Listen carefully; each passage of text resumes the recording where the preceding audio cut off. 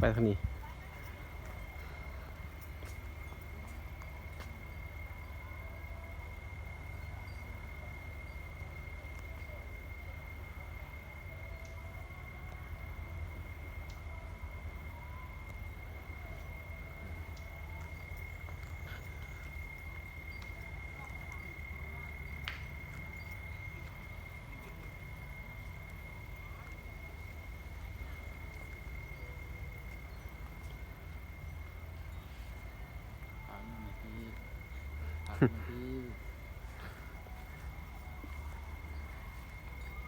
เขากับบุเห็ดใหม่เนาะจัดเนาะ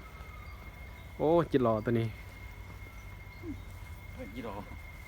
แม่นว่ะเป็นจิตรอที่นี่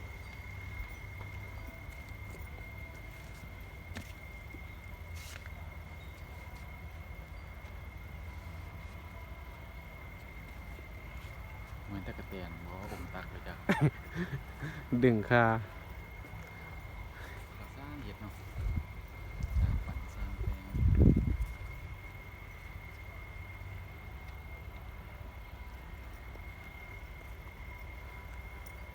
โอ้ยชิยางหอบอีบอน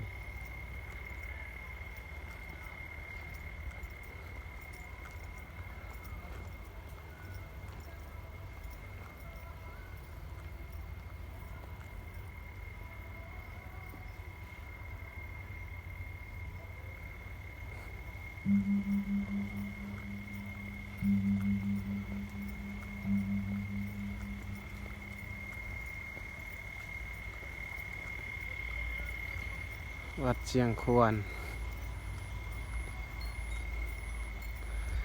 อุปปันเก่าพุทธหุเป็นเอกลักษณ์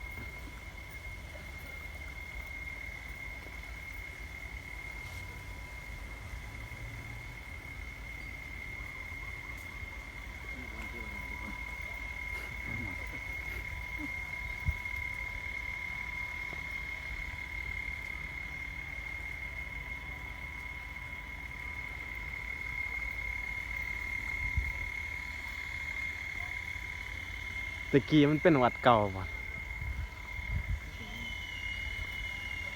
หรือว่ามันเป็นส่วนเอกลักษณ์ของเขาซื่อ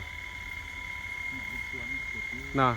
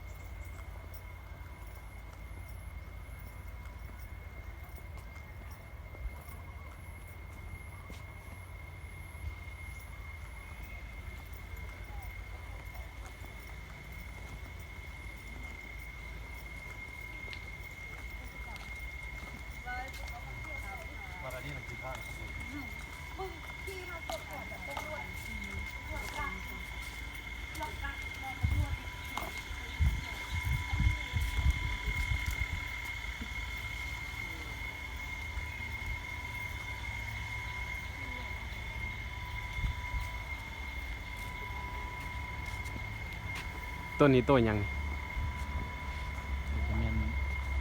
ช้างหยักกันแล้ว ลาฮู